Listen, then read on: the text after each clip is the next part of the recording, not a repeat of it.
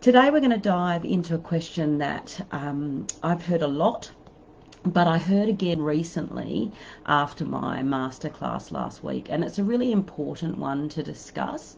So I'm going to talk about how do you know if you're the right person to actually lead change in your community or your local area.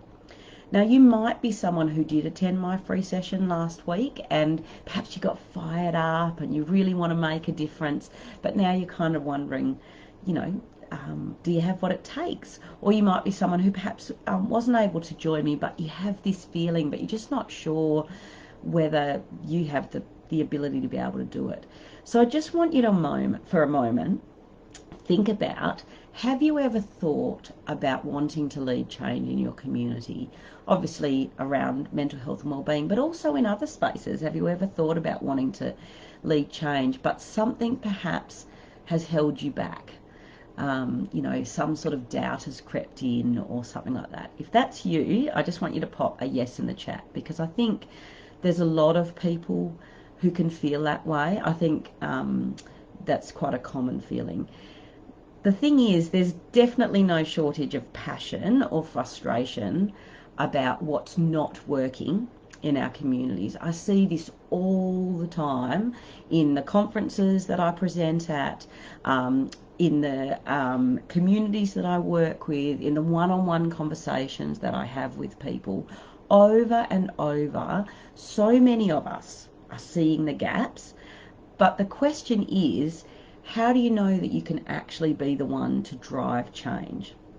So what I want to start by talking about today is I want to bust some of the myths that we tend to tell ourselves. And I want to start by really focusing on one that I hear just constantly, and that's that you don't need to have a fancy title or a formal qualification in mental health or leadership. In fact, many of the best change makers that I've ever met were ordinary people who just saw a problem. And I think that's the thing, is that so many people who do this uniquely see the problems. I wish that we got this more in society, that when you're working in a space, or when you're engaged in a space, you can often see the problems and they stand out clear as day. And I think that so often the best change makers that I've ever met were actually ordinary people who saw this problem and decided, you know what, enough's enough. Enough is enough. They were tired of the hit and miss approaches that they seem to keep seeing, and they just finally decided, you know what, I'm going to step up and do something about this, or speak about it, or just raise awareness, or whatever it might be. Because change isn't about titles, it's 100% about the action that we take. All right, so let's dive a little bit more deeply into some common myths that I see that hold people back from stepping into this role. So number one, I'm not qualified, which I've just started talking about. So let's just talk a little bit more about that. So when you're looking to create a community-driven wellbeing solution, you don't have to be the expert on mental health and wellbeing, or whatever it is that you're trying to do, because instead what you're doing is sparking the conversation, you're raising the awareness, you're creating a movement that's community driven to improve outcomes locally, and you're driving the potential for change. But you can bring the experts in as you need them, and that's any experts. It's mental health experts, education experts, whatever it might be that you need. The other thing to really remember is that your lived experience is incredibly valuable, and it's just as valuable as formal training. Now, I'm not just talking about the lived experience of mental health issues, although this is really, really valuable and certainly a fantastic point to start from and to come in from. But what I'm also talking about is the lived experience that you have of your community and of your local area, and what is and isn't working, and what matters the most. All right, myth number two. I don't have time and I'm too busy. This is a very, very common thought, because people think in order to create a community-driven wellbeing solution, they have to do it full time, and that's just not true. it doesn't actually have to be as big as you think, because it's actually not about doing something massive, certainly at the beginning or at any point if you don't want it to be. But once you start these little ripple effects, it's quite incredible to see where it can be taken. So that's really important. But what's important to recognise is that being a change maker isn't about doing everything yourself. It's actually about sparking that conversation and igniting that idea and bringing others together. And that can be whether you're doing it on a community level or perhaps you have your own initiative. By bringing people in, you can focus on the things that you're good at, or in your community you can just focus on bringing people in and tapping into what you need. But time after time, it's actually the people who doubt their ability to make change happen who are the ones that are really seeing the problems and can actually be the change makers. You know, I've seen that so often. I've worked with some football clubs, and it's often someone who feels completely out of their depth, but they just know that it could be done better. And I think that's where the power lies, is the giving those people, the people that see the problems, the structure and the change to be able to make power happen without feeling overwhelmed by it. Because I want you to just imagine the cost of us not stepping up. You know, what opportunities could our communities actually miss out on? And I think certainly our rural communities, but really communities across the board, are really struggling and desperately want this community-driven change. But I also want you to consider, what is the cost of not stepping up mean to you? Now, I know for me, when I saw the frustration, for those who know my story, when I saw the frustration with my students, with the youth in the local area, with my town in general not having belonging connection, it just began to consume my thoughts when I wasn't doing something about it. I felt so enraged that we could be doing it so much better. And really and truly, that fulfillment and inner spark it actually gave me when I finally stepped up was something so incredible, and something that I was really yearning for, and something that I am so very glad that I did, because it's given me such passion and purpose, I suppose, in my life. All right, myth number 3. Sorry, you know I get carried away when I get excited about something. Myth number 3, someone else could do a better job. So if you're seeing a gap and you're feeling frustrated, you actually are the best person to lead the solution. Because if it's not you, then who is it? You know, change doesn't happen when the person shows up. It happens when someone ordinary, like you, like me, actually decides to take action. And I think that that's really important to consider, because not everybody feels the way that you do. And I think that we have to celebrate the strengths that we bring to this and the passion that we have. When you feel unsure, when you feel not certain about the steps to take, that's what I'm here for. That I've figured all of that out, and that's what I want to help you with, because I don't want to see the passion that people have be lost, because I truly believe it is going to be how we can create a new way to really improve mental health and wellbeing outcomes. So I just want to pause for a moment and let you consider if you felt any of these 3 myths holding you back. So I want you to pop a 1, a 2, or a 3 in the comments to let me know which one resonated with you. So just a reminder, number 1 was feeling like you didn't have a qualification. Number 2 is that you're too busy or you don't have any time. And number 3 was feeling like someone else could do a better job. All right, so what's important to remember is that you might actually already be creating ripple effects without even realizing it. You know, do you notice issues in your community that other people perhaps don't, or they ignore? Does it just seem so obvious to you that something should be happening instead of the way it's happening at the moment? Have you already taken little steps?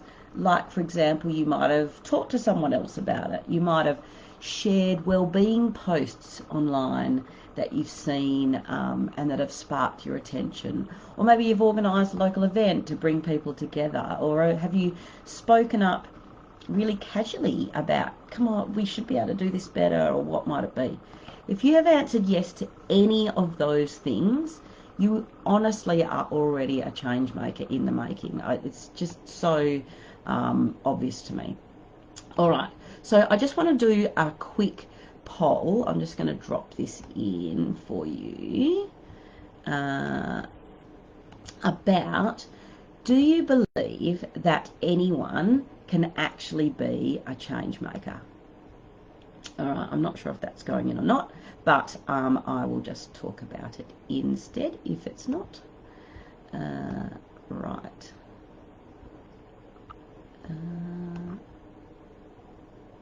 Okay.